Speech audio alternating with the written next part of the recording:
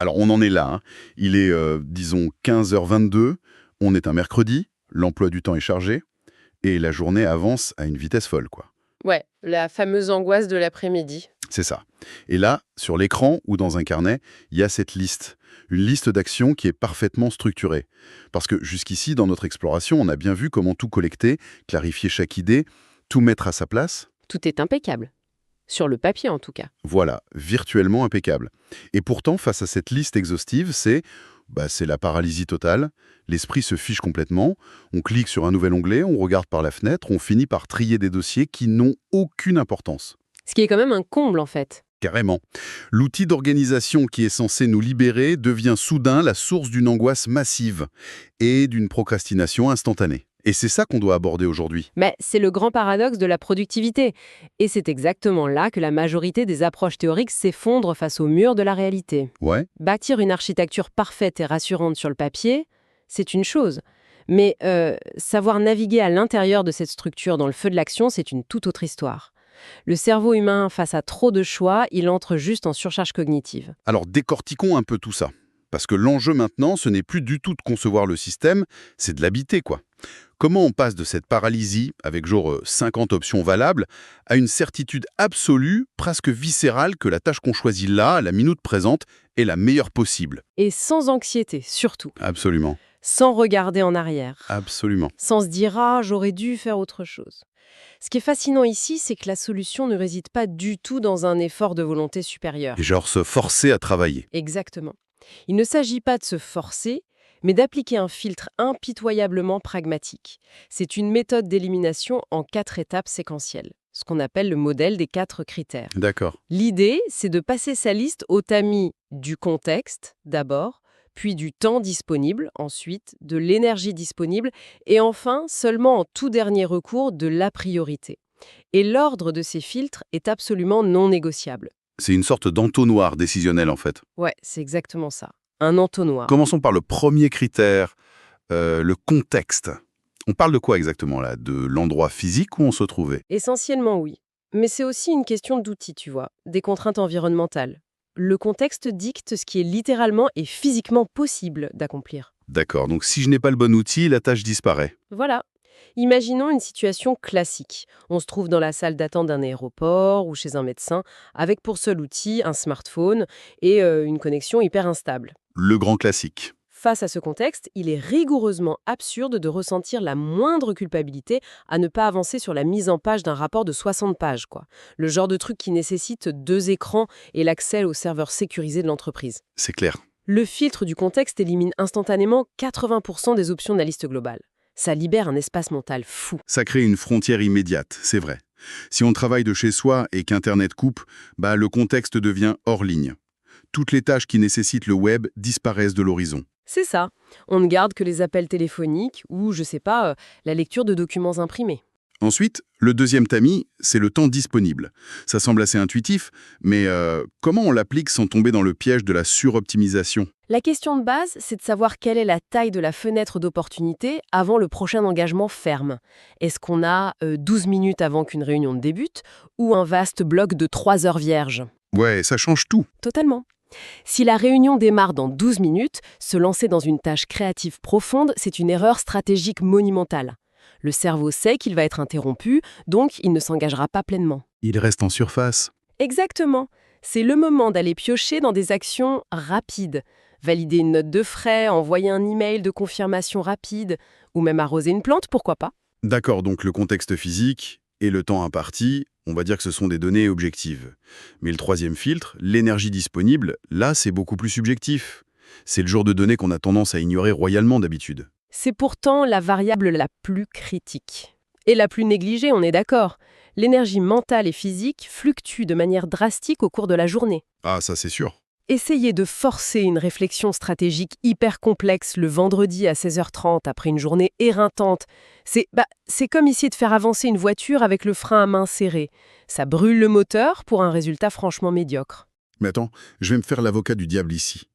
Si mon cerveau est complètement épuisé en fin de journée, est-ce que la vraie solution ne serait pas, tout simplement, de fermer l'ordinateur et de s'arrêter? Ce serait l'idéal. Bah oui, pourquoi s'obstiner à chercher des tâches basse énergie juste pour optimiser l'épuisement?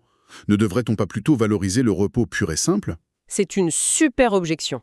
Et je suis convaincue que si on a la liberté totale de s'arrêter, le vrai repos est effectivement le choix parfait. Cependant, dans la réalité d'une journée de travail standard, on est souvent tenu d'être présent. Faut bien faire ses heures, quoi. Voilà, on doit boucler sa journée jusqu'à une certaine heure. Le piège, quand on est fatigué mais qu'on ne peut pas complètement décrocher, c'est de rester bloqué dans les limbes. On fixe un écran vide, on scrolle sans but sur des sites d'infos, et cette paralysie génère une immense culpabilité. Ah oui, on a l'impression de voler du temps. C'est ça. Alors que choisir consciemment une tâche à basse énergie comme classer des vieux reçus, purger une boîte mail de ses spams ou commander des fournitures, ça offre une petite victoire psychologique. On maintient l'élan de l'action. Et on nettoie son environnement pour le lendemain. Tout à fait. Et surtout, on s'épargne cette spirale de la culpabilité. Je vois bien la nuance, ouais. C'est un choix intentionnel de ralentir utilement plutôt que de subir un blocage total. Et du coup, ça nous amène au quatrième et dernier filtre. Et c'est là que je trouve la logique vraiment contre-intuitive. Sur la priorité... Ouais. Pourquoi la priorité arrive-t-elle tout à la fin de l'entonnoir? On entend sans arrêt dans toutes les théories du management cette fameuse injonction. Manger la grenouille en premier, attaquer la priorité absolue avant tout le reste. Et là, on la relègue au statut de détail final. Je sais, ça surprend, mais la philosophie derrière cette méthode démontre que la priorité absolue est un concept purement théorique. Ça ne survit pas aux contraintes du réel. C'est-à-dire, La logique est implacable. L'importance d'une tâche, aussi cruciale soit-elle pour la survie de l'entreprise ou pour un projet de vie, n'a strictement aucune valeur opérationnelle si les contraintes physiques du contexte, du temps ou de l'énergie rendent son exécution impossible à l'instant T. Ah d'accord, le brouillard se dissipe. Si la priorité numéro 1 de la semaine, c'est de finaliser une grande présentation, mais que l'on se trouve dans un train bondé, donc le contexte, avec 15 minutes avant l'arrivée, le temps après une journée de 8 réunions, l'énergie. ce qui arrive tout le temps. Bah oui, se flageller en pensant à cette présentation ne sert absolument à rien, à part générer du stress inutile. Exactement.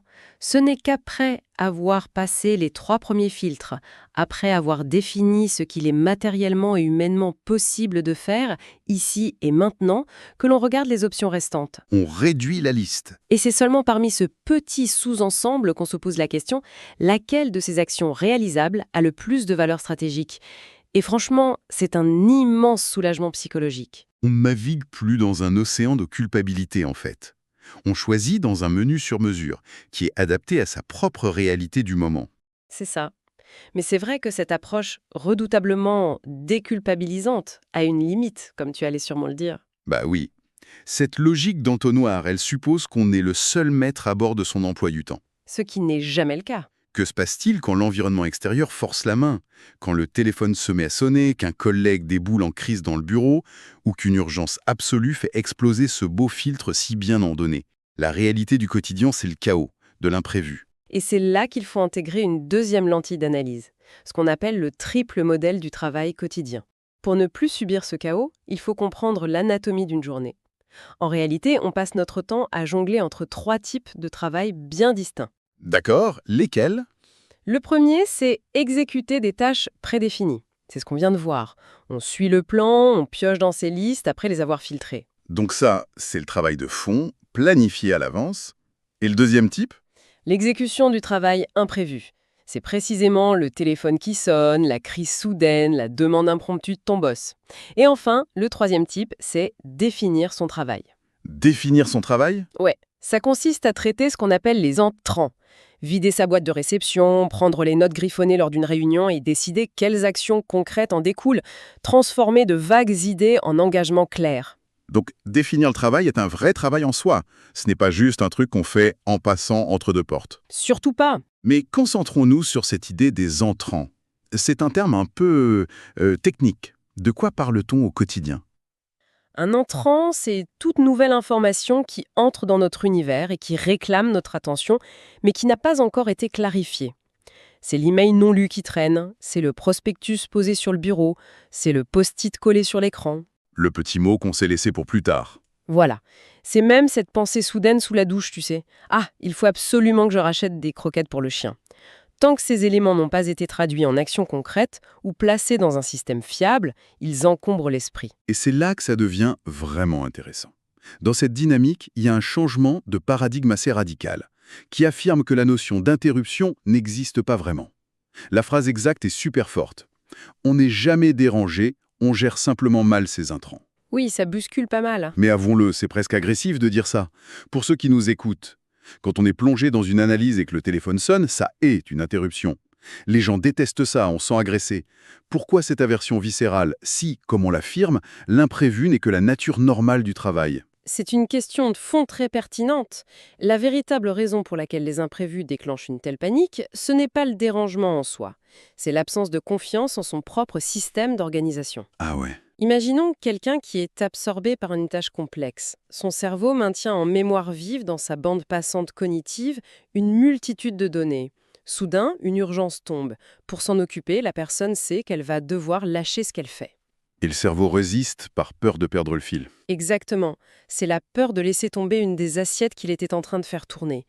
Sans un système fiable externe pour sauvegarder la tâche en cours, l'esprit perçoit la nouvelle demande comme une menace pour son intégrité.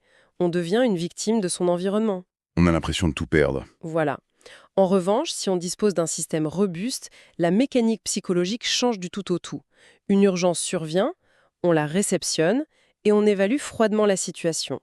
L'imprévu devient simplement un intrant de plus et on le pèse par rapport à la tâche en cours. Donc l'interruption devient une simple donnée à analyser. Si l'urgence est réelle et nécessite notre attention immédiate, on met son travail en pause, mais l'esprit tranquille. Parce qu'on sait exactement où on l'a laissé, c'est documenté dans le système. C'est exactement ça. On a troqué la mentalité de victime contre une position de stratège. C'est un basculement complet. Le travail imprévu cesse d'être une anomalie angoissante pour devenir une composante normale et gérable de l'activité quotidienne. D'accord, je vois. Mais si notre quotidien consiste en permanence à comparer un imprévu qui vient de surgir avec une tâche planifiée, comment on décide de ce qui a le plus de valeur?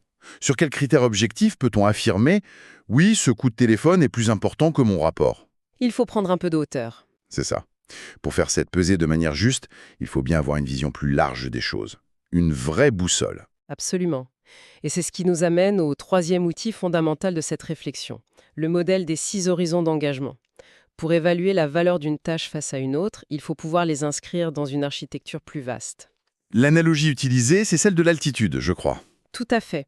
Tout en bas, nous avons le rez-de-chaussée, l'horizon 0. Ce sont les actions suivantes, les pas concrets, genre écrire un message, passer un appel, valider un document. Bref, le bruit du quotidien. Et juste au-dessus, l'horizon 1, ce sont les projets, c'est bien ça? Les choses qui nécessitent plusieurs étapes, par exemple, réparer la voiture ou lancer la campagne marketing. C'est ça, ce qui demande plus qu'une simple action. Mais il y a une zone de friction qui m'intrigue toujours quand on monte d'un cran. Entre ce niveau pratique des projets et les grandes visions lointaines, il y a cet horizon 2. Comment le définit lui? L'horizon 2, ça représente les domaines de responsabilité et d'intérêt. Ce n'est pas la strate la plus spectaculaire, mais c'est le moteur silencieux de tout le reste. Contrairement à un projet qui a une ligne d'arrivée définie, un domaine de responsabilité n'est jamais vraiment terminé. Ouais, c'est en continu. On parle ici de la gestion de ses finances, du maintien de sa santé, de son rôle de parent, ou professionnellement du développement moral de son équipe. On ne finit jamais d'être en bonne santé. Mais c'est cette responsabilité qui génère, si on n'y prend pas garde, une multitude de projets à l'horizon 1. Exact, c'est super clair. Si mon domaine de responsabilité santé décline, ça va soudainement générer des projets urgents à l'horizon 1 comme soigner cette tendinite. Voilà. Et au-dessus de ça, on entre carrément dans la stratosphère. On prend de l'altitude vers le long terme. L'horizon 3, ce sont les objectifs à 1 ou 2 ans. L'horizon 4, c'est la vision à 3 ou 5 ans. Un changement de carrière radical, une transition de vie, l'anticipation de tendances économiques majeures. Et enfin, tout en haut, l'horizon 5, la raison d'être, les principes de vie ultimes, le fameux pourquoi fondamental. Le grand pourquoi. Mais cela soulève une question colossale, et c'est là que je trouve que l'approche va complètement à contre-courant. C'est-à-dire? La grande majorité des séminaires de leadership, des gourous du développement personnel, ils martèlent tous un message identique. L'approche descendante. Genre, asseyez-vous, trouvez votre pourquoi de l'horizon 5, alignez ensuite votre vision à 5 ans, définissez vos projets, et le quotidien s'arrangera tout seul. Ah oui, le classique top-down. Voilà. Pourquoi cette mécanique impose-t-elle l'exact inverse? Pourquoi exiger cette remontée de bas en haut en commençant par les broussailles du rez-de-chaussée? C'est vrai que sur le plan purement intellectuel, l'approche qui consiste à partir du sens de la vie, elle est magnifique, elle est super noble. Mais d'un point de vue cognitif et comportemental, c'est un désastre absolu pour la plupart des gens. Un désastre, vraiment. Complètement. Il y a une métaphore brillante pour illustrer cela. Tenter de réfléchir à son horizon à 5 ans, quand on est écrasé par les tâches quotidiennes non gérées, c'est comme essayer de nager avec des vêtements de ski. Oh waouh. L'image est frappante. On coule à pic sous le poids de la laine mouillée, quoi. C'est exactement ça. L'amygdale humaine, le centre de la peur et de l'anxiété dans notre cerveau, ne fait pas la différence entre un danger mortel imminent et la terreur d'avoir oublié d'envoyer un email vital au patron, ou la culpabilité d'une facture d'électricité en retard. Le stress est le même pour le cerveau. Tout à fait. Si notre mémoire vive est saturée par des dizaines de boucles ouvertes, d'actions non clarifiées et d'intrants non gérés, l'esprit est maintenu dans un état de stress de basse intensité permanent. Dans cet état d'urgence aura des pâquerettes, l'accès aux fonctions supérieures du cortex préfrontal, là où réside la réflexion stratégique et la contemplation philosophique, cet accès est littéralement bloqué. C'est une sorte de pyramide de Maslow de la charge mentale en fin de compte. C'est une très bonne façon de le voir. On ne peut pas philosopher sur le but ultime de son existence si on est tenaillé par l'angoisse de ne pas savoir comment on va survivre à la réunion de 14 heures. Le bruit de fond mental du quotidien étouffe complètement la musique des plus hautes altitudes. Et c'est pour cela qu'il faut d'abord et impérativement maîtriser le banal. Il faut déblayer la piste de décollage, quoi. En mettant en place un système sans faille au niveau de l'horizon 0 et de l'horizon 1, on libère massivement la bande passante cognitive. On rassure l'amygdale. Voilà, on rassure l'esprit instinctif en lui prouvant qu'il n'y a plus aucun danger immédiat caché dans l'ombre. Ce n'est qu'à partir de ce moment de tranquillité que le cerveau autorise l'accès libre aux réflexions existentielles, de manière naturelle et super fluide. C'est d'un pragmatisme libérateur. On n'a pas besoin de traverser une crise existentielle pour savoir ranger son bureau ou traiter ses urgences. Au contraire, traiter ses urgences de manière mécanique et chirurgicale, c'est le prérequis biologique pour avoir l'espace mental de penser à l'avenir. Exactement. Alors, qu'est-ce que tout cela signifie pour la dynamique de nos journées? Si l'on rassemble toutes ces pièces, on s'aperçoit que la véritable productivité n'a en fait aucun lien avec la vitesse d'exécution. Non. Courir frénétiquement d'une tâche à l'autre sans filtre, c'est juste une illusion de productivité. La vraie maîtrise, c'est l'art de la confiance sereine. La certitude intime que, face au chaos des sollicitations, on dispose des tamis nécessaires pour filtrer l'urgence, évaluer l'imprévu et aligner l'instant présent avec l'ensemble de ses responsabilités. Et le plus grand triomphe de cette approche, c'est d'arriver à ce paradoxe. C'est l'extrême rigueur accordée aux plus infimes détails matériels qui permet vraiment l'épanouissement des pensées les plus élevées. C'est une très belle promesse, hein. On sécurise le sol pour s'autoriser à regarder les étoiles. Mais cela soulève quand même une question assez vertigineuse pour clore notre réflexion. Laquelle? Si l'on finit par maîtriser si parfaitement ce système, si chaque trou de 10 minutes est optimisé, si chaque baisse d'énergie trouve sa tâche idéale, et si l'imprévu est instantanément absorbé, est-ce qu'on laisse encore la moindre place à l'ennui? C'est une vraie question? Bah oui, cette zone de vide, ce temps mort, total et inefficace, d'où naissent souvent, par sérendipité, nos idées les plus créatives. Dans notre quête pour tout encadrer et tout gérer, ne risque-t-on pas d'asphyxier le hasard? C'est peut-être la prochaine frontière à explorer, pour conserver notre équilibre en fait. Et c'est là que tout commence vraiment à prendre sens. Et pour celles et ceux qui veulent aller plus loin, le livre est disponible gratuitement via le lien en description.